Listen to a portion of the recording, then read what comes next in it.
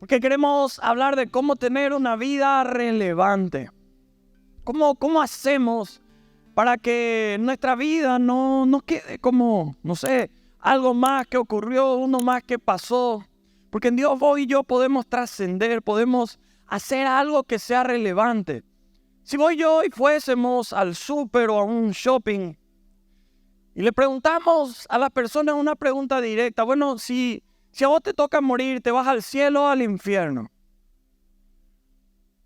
Probablemente algunos se van a asustar y te van a tratar de loco tal vez, ¿verdad? Pero yo hice una vez la prueba y 4 o 5 personas me dijeron, yo espero obviamente irme al cielo. Espero, esa era la palabra, espero ir al cielo. Pero ¿cuál es la realidad y cuál es mi preocupación de gente que espera ir al cielo? Que solamente esperar ir al cielo no alcanza. Solamente esperar llegar al cielo no es suficiente para llegar ahí. Y oro al Señor y pido que esa no sea tu respuesta personal también, porque tu destino eterno es demasiado importante como para que vos no prestes atención a eso, no des una intención, una certeza en tu caminar de esa conducción que estás teniendo, esas decisiones que están tomando, te lleva a un lugar al otro. Dice la Biblia en 1 de Juan, capítulo 5, versículos 11 y 12, y el testimonio es este, que Dios nos ha dado, ¿qué cosa? Vida eterna. ¿Y esa vida está en dónde? En su Hijo. El que tiene al Hijo tiene la vida. El que no tiene al Hijo de Dios no tiene la vida. Creo que esto es más claro de lo que necesitaríamos como para dar mucha explicación. No hay algo más claro. Si tenemos a Jesús, si le tenemos a Él, bueno, tenemos la vida. Y si no le tenemos, entonces no tenemos esa vida. Si no tenés a Jesús en tu vida, tu eternidad no va a ser con Él. ¿Y saben cuál es la realidad? Que vos y yo no vamos a ir al cielo por la fe de otra persona. Jamás llegaremos al cielo por la decisión de otra persona o por la acción de otra persona. Al cielo vos y yo, si llegamos, lo vamos a hacer por la fe personal que vos y yo tengamos, por las decisiones personales que hemos tomado. No alcanza con decir mi papá era esto, o mi mamá, o mi hijo, o mi abuelo, mi abuela, mi tía. No, esto es algo personal. Por eso definamos que es relevante, porque alguien que va a caminar con el Señor y en el Señor va a pasar a tener una vida relevante. Y relevante, de acuerdo al diccionario, dice que es alguien sobresaliente, alguien destacado, alguien importante, alguien significativo, alguien trascendental. Si vos pones en Google personas relevantes, te salen personas que están relacionadas a la política, personas que están como influencers en las redes sociales. Hay modelos, hay actores, actrices, hay gente que está en la música, en el deporte. Yo no sé cuántos de ustedes alguna vez se preguntaron así en serio y se pusieron a analizar qué es relevante para Dios o quién es relevante para Dios. Porque ahí vamos a encontrar muchas respuestas, muchas verdades que están en su palabra. Porque también deberíamos preguntarnos, por ejemplo, quién es relevante para nosotros mismos. Y no vamos a estar muy bien espiritualmente si nuestras respuestas son todos esos políticos, músicos, influencers, actores, actrices, y Dios no está en esa lista realmente de quién es relevante. Porque alguien que es relevante para alguien es alguien importante para uno. Alguien que es significativo, alguien que es trascendental en su vida. Y a veces voy yo de boca para afuera, especialmente si estamos en la casa de Dios, decimos que Dios es lo más importante, pero en el día a día, ¿será que demostramos que Él es lo más importante? Pues yo, para ser relevante en el área que sea de la vida, tenemos que cosechar, sembrar, porque no se llega a ningún tipo de cosecha si no hubo alguna siembra. Tu vida no va a ser relevante por lo que otros decidan, sino por lo que vos decidas. Y esa es una siembra, una decisión es una siembra. Tu vida no va a ser relevante por lo que otros hagan, sino por lo que vos hagas. Tu vida no va a ser relevante por siembras que otros hagan, sino por las buenas siembras que vos puedas hacer. Acá dice, sembró buena semilla en su campo. Y creo que todos sabemos que lo que sembramos, por ejemplo, como hijos, cosechamos como ¿qué? Como padres. Esas semillas que vos y yo tiramos como hijos, eso vamos a cosechar como padres, como mamá, como papá. Lo que vos y yo sembramos como discípulos, vamos a cosechar como líderes. Lo que vos y yo sembramos como un funcionario para con el jefe, vamos a sembrar, a cosechar cuando seamos jefes. Lo que vos estás sembrando estando en la empresa de otra persona, eso vas a cosechar cuando tengas tu empresa. ¿Cuál va a ser tu cosecha? Hay gente que debería estar muy emocionada por la cosecha que le va a tocar, pero hay otra gente que debería estar en serio preocupada. Porque lo que va a cosechar no es nada bueno, o debería estar emocionado si es buena. En el reino hay tres cosas que siempre nuestros pastores Tito y Ruth nos enseñaron, tres maneras principales en las cuales vos y yo podemos hacer siembras en el reino suyo. Y esas tres semillas espirituales que te van a hacer relevantes tienen que ver con orar, con servir y con dar. Decirle al que está a tu lado, orar, servir y dar. Otra vez, orar. Qué importante que nosotros tengamos eso presente. La oración es fundamental. Como ahí ustedes van a ver, Mateo capítulo 6, versículos 6 al 8, dice, mas tú cuando ores, entra en tu aposento, cerrada ahí la puerta, ora a tu Padre que está ¿dónde? En lo secreto, y la promesa es que tu Padre que ve en lo secreto, ¿dónde te va a recompensar? En público. Y nos dice también que no hagamos vanas repeticiones, no hagamos oraciones para que otros no. Al Señor le agradan esas siembras que vos y yo podemos hacer ahí en el privado. Hay gente que valora más las oraciones que acá todos nos puedan ver. Pero yo estoy seguro que al Señor le agradan esas oraciones. Pero le agradan aún más aquellas que hacemos en el privado, donde estamos solo Él y yo. Donde solo estás vos y Él. Por eso aquí en la casa tenés habilitada una sala de oración que en cualquier día, las 24 horas de ese día, podés escoger y entrar a orar vos solo. Hay gente que en su casa no encuentra un lugar para orar. Aquí hay una sala preparada, ambientada para eso. Aquellos que van a entrar a sembrarse y decir, voy a poner ahí mi vida, voy a orar y creer que Dios ve lo que hago en privado y eso va a recompensar en público. Todo lo que parece fácil en público fue difícil en lo privado. Yo estoy seguro que vos que conseguiste grandes logros, éxitos, victorias que se vieron en público, las batallas que habrás librado en lo privado, habrán sido terribles, habrás derramado lágrimas, habrás querido desistir cuántas veces, pero porque no desististe en el privado, venciste en público. Sobre la oración, la palabra dice en Mateo 7:7, pedid y ¿qué iba a pasar? Se os dará, buscad y ¿qué iba a pasar? Llamad y ¿qué iba a pasar? Se os abrirá. Dios quiere bendecirnos, Él desea dirigirnos, guiarnos a un tiempo de verdaderamente oración, porque esa oración Dios va a contestar.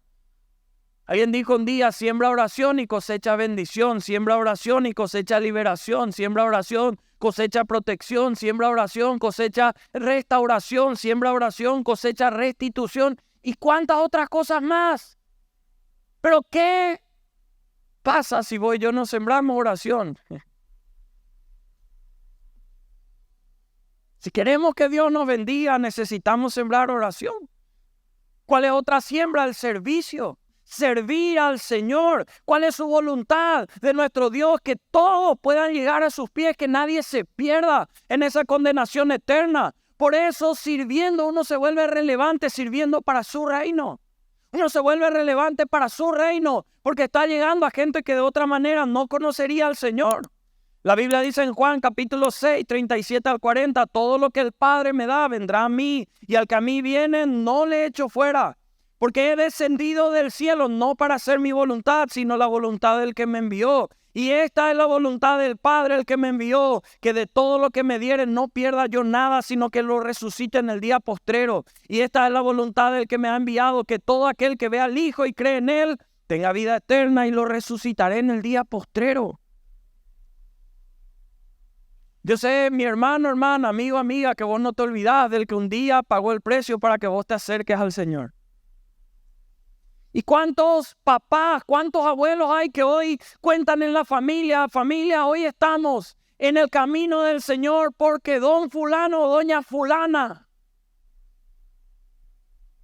Por eso tu vida pasa a ser relevante para otros cuando te pones al servicio de Dios. Y toda parte del servicio que sea para Él es igual de importante. El que canta acá como el que está con los niños donde no se le ve. El que está en el protocolo como el que está en el sonido. El que está con las redes sociales. El que está en la limpieza. Toda parte es importante.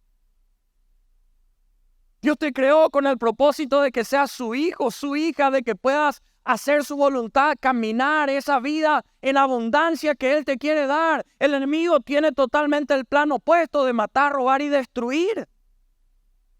Hay un valle de decisión en el día a día. Voy yo al despertarnos. Decidimos. ¿Qué decidimos? Por ejemplo, empezar mirando las redes sociales o empezar adorando al Señor. Empezar prendiendo la tele o empezar prendiendo una adoración al Señor. Que nuestras palabras primeras, iniciales del día sean maldiciendo a alguien o sean bendiciendo a Dios. Decisiones con las que empezamos el día. Efesios 5, 14 al 16, por lo cual dice, despiértate, ¿quién? Tú que duermes, y levántate de los muertos y te alumbrará Cristo. Mirad pues con diligencia cómo andéis, no como necios, sino como sabios, aprovechando bien el tiempo, porque los días son malos. No podemos andar durmiendo siendo que el enemigo está rugiendo. No podemos andar durmiendo así. Es nuestro deber estar velando, estar cuidando lo que el Señor nos llamó a cuidar. No podemos andar durmiendo siendo que el enemigo está dividiendo. Está dividiendo iglesias, está dividiendo familias, está dividiendo trabajos, está rompiendo todo lo que puede. No podemos andar durmiendo siendo que el enemigo está delinquiendo y destruyendo todo lo que pasa por su mano y no está cubierto, protegido por la sangre de Cristo. Por eso necesitamos despertarnos, darnos cuenta que el mundo espiritual es tan real como el natural que vivimos. Que si no estamos orando, si no estamos ayunando, si no estamos leyendo su palabra y soltando esa palabra, lo que se está estableciendo es la palabra y la provisión del enemigo. Es así de sencillo. Romanos 13, 11 dice, y esto conociendo el tiempo, que ya es hora de levantarnos del sueño, porque ahora está más cerca de nosotros nuestra salvación que cuando creímos. Despierta, iglesia, porque tu victoria está cerca, porque la redención está llegando. No dormitemos más. No sea que por no velar nos quedemos como esas 5 vírgenes que no guardaron el aceite y no pudieron entrar a esa celebración que el Señor tenía ahí. Génesis 28, versículos 16, 17 dice la palabra, y despertó Jacob ¿de qué?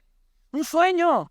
Y dijo, ciertamente Jehová está en este lugar y yo no lo sabía. Tuvo miedo y dijo, cuán terrible es este lugar, no es otra cosa que casa de Dios y puerta del cielo. Pues yo no dormimos y el enemigo aprovecha eso.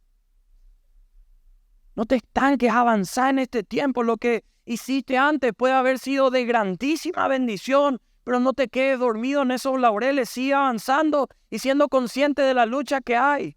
Y tercero y último, para ser relevante, no nos debemos rendir.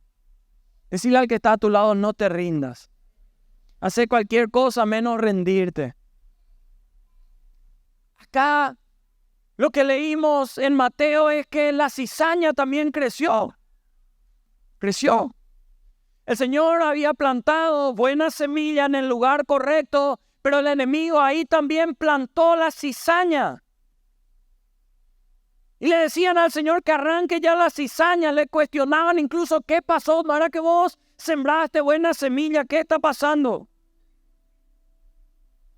Le dijeron, Señor, ¿querés que quitemos esa cizaña?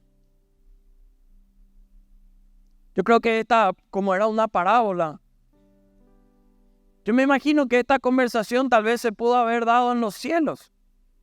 Y de ahí quitó esa parábola tal vez los ángeles. Podrían haberle dicho al Señor, Señor, ¿querés que a los cristianos les quitemos esa cizaña que está a su alrededor para que crezcan tranquilos, en paz y todos puedan? Y no.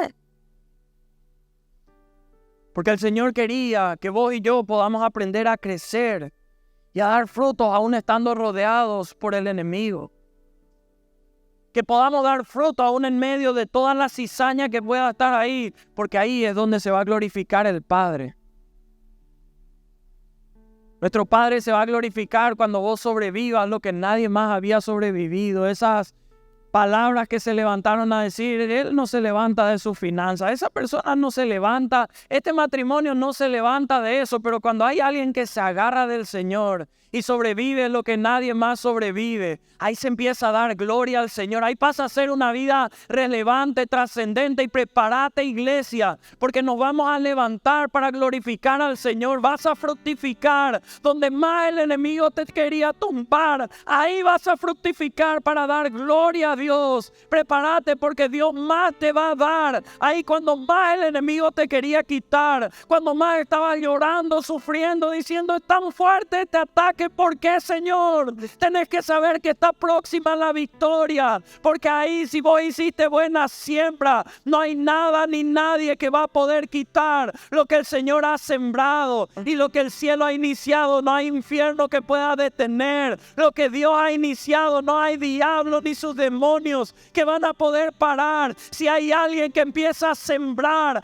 palabras sobre su familia, no hay infierno que puede cancelar esa palabra. Si hay alguien que empieza a sembrar en sus finanzas, en el reino de Dios, no hay infierno que pueda atacar la cosecha que viene para su vida. Si hay alguien que se decide sembrarse al servicio del Señor, no hay fuerza del mal que pueda poner frente.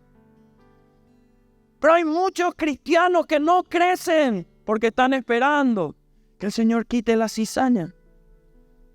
Y el Señor no va a quitar, se va a quedar ahí la cizaña. Muchos esperan que todo esté en paz, que todo salga bien, que la temperatura esté exactamente bien, que no haya, ni aunque busquemos excusas, pretextos, argumentos y que se arregle todo y ahí voy a empezar, y eso no va a pasar. Que la única manera que vos y yo conquistemos todo lo bueno que queremos es cuando decidimos caminar con Él a pesar de toda la cizaña que pueda haber a nuestro alrededor. Tenemos que aprender a producir en la vida a pesar de los conflictos, iglesia, que puedan haber. A pesar de estar rodeados por el mismo infierno que está ahí, rugiendo, ardiendo más fuerte que nunca. Que en este tiempo dejemos de querer evitar y huir de los problemas y enfrentarlos de una vez por todas con fe en Cristo Jesús, porque en Él dice su palabra que somos más que vencedores. Pero ¿cómo te vas a volver más que vencedor si no vences algo? Esa prueba que está enfrente es para que venza esa prueba. Es como el examen en el colegio, en la facultad. Si entregás en blanco, te aplazás y vas a tener que volver tarde o temprano a rendir esa prueba. Pero si pasas esa prueba, pasas al siguiente nivel. No dan gusto cuando hay un examen, una prueba, uno se pone nervioso, uno está ansioso, algunos comen demasiado, otros no comen nada, algunos duermen demasiado, otros no duermen, es diferente la reacción. El gozo de vencer la prueba. Deja de huir de la prueba. Deja de esconderte de la confrontación y anda. Créele a Dios por encima de todas las amenazas del infierno. Si vos y yo miramos desde que alguien nace, yo tuve la bendición de estar en los 3 partos de mis hijos. ¿Y cómo empieza un niño cuando sale? Lo primero que hace el niño, ¿qué es? ¿Qué hace? Llorar. Y si no llora, le pegan para que llore, ¿verdad? ¿Sí o no? No sale el niño riendo. No sale de esa manera. Sale llorando y si no llora, le hacen llorar. ¿Por qué quiero decirte esto? Porque hay una proclama especial que quiero hacerte en este tiempo. Que si tus días fueron de lágrimas hasta ahora, es como ese nacimiento que empieza a traer algo nuevo. Esa criatura vino con un propósito y vos sos parte de un propósito que Dios tiene. Empezaste llorando, pero vas a terminar en victoria para la gloria y honra de Dios. Esa criatura no se queda todos los días llorando. Sale transformada después. Cuando le abraza a la mamá, se derrite todo. Cuando escucha la voz del papá, cambia su cara, es como que reconoce. Se queda así todo el tiempo. Este hombre hizo una buena siembra, el enemigo también hizo su mejor siembra. Pero este hombre de Dios fue sabio. Si uno mira la cizaña, es una planta que es familiar al trigo, que prácticamente no se distingue durante el proceso de formación y solamente es distinguida en el momento en el cual está en su periodo de cosecha final. ¿Qué quiero decirte con esto? Que no tenemos que tomar más decisiones emocionales e impulsivas. Esa gente le dijo, quita, arranca ya, y él le dijo que no. Es hora que vos y yo empecemos a tomar decisiones espirituales y decisivas que sean trascendentes, relevantes. Este agricultor sabio reconoció que la respuesta para el problema entre la cizaña y el trigo solo vendría al final de la cosecha. Mucha gente que dice, tengo que romper ya todo porque no es todo trigo, hay acá cizaña. Pero hay cosas que recién con el tiempo van a ir demostrándose qué es lo bueno y qué es lo malo. ¿Sabes qué tenemos que recordar por encima de todo? Que la bendición nuestra es que quien tiene la última palabra es nuestro Dios. Hay gente que se te puede estar riendo diciendo, vos estás ahí con la cizaña, no sabemos si qué es lo que sos finalmente, y vos te estás manteniendo en tu fe, sabes que sos el trigo, sabes que estás haciendo lo correcto, tal vez. Al final todo va a valer la pena. Hay mucha gente que se rindió. Hay mucha gente que el 1 de enero estaba con toda la expectativa, pero hoy, 5 de mayo, ya tiraron la toalla. Pudieron ser relevantes, pero no enfrentaron las adversidades. Algunos de ustedes hasta piensan que ya murió el sueño, ya murió el proyecto, el plan, el llamado que había. Pero quiero proclamar sobre tu vida lo que está en Génesis 45, versículos 26 al 28. Esta palabra yo tomé para mi vida y quiero soltar sobre tu vida, porque Dios te va a llamar a perseverar y a no abandonar. Es la historia de Jacob. Dice que Jacob, él ya había pensado que su hijo amado José había muerto, como muchos pensaron que sus sueños han muerto. Y dice que vinieron los hermanos, le dijeron las nuevas diciendo, José vive aún, y él es Señor en toda la tierra de Egipto. Y el corazón de Jacob se afligió porque no los creía. Y ellos le contaron todas las palabras de José que él les había hablado. Y viendo Jacob los carros que José enviaba para llevarlos, su espíritu revivió. Entonces dijo Israel, basta, José mi hijo vive, todavía iré y le veré antes que yo muera. Jacob pensaba que José estaba muerto, pero en realidad José estaba apartado, siendo preparado. Hoy vengo a decirte de parte de Dios que hay algo en tu vida que vos podés creer que ya estás muerto, pero en realidad en este tiempo Dios te estaba preparando a vos para recibir esa bendición. Dios estaba preparando todo para que esta vez, cuando llegue la bendición a tu vida, no la pierdas por absolutamente nada. Por eso persevera, que hoy pido al Señor que tu espíritu reviva como el de Jacob en ese momento. Que puedas creer a la palabra de Dios por encima de las mentiras del diablo y puedas revivir tu espíritu y creer en las promesas del Señor. Porque una vida relevante implica perseverar, no abandonar. Una vida relevante es un desafío a aguantar, no a soltar. Una vida relevante es un continuo avanzar y no estancar. Por eso no te rindas. Seguí sirviendo, vas a tener recompensa. Seguí orando, vas a tener respuesta. Seguí dando porque vas a tener cosecha. Te animo a que puedas cerrar tus ojos. Esos ojos físicos.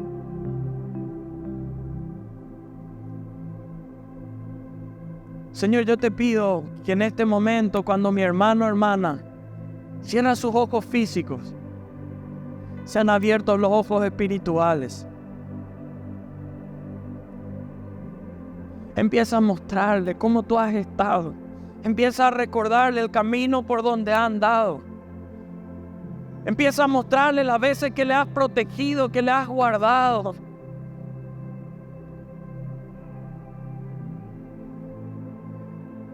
El enemigo hizo de todo para que abandones, pero hoy estás acá y sos un campeón, una campeona.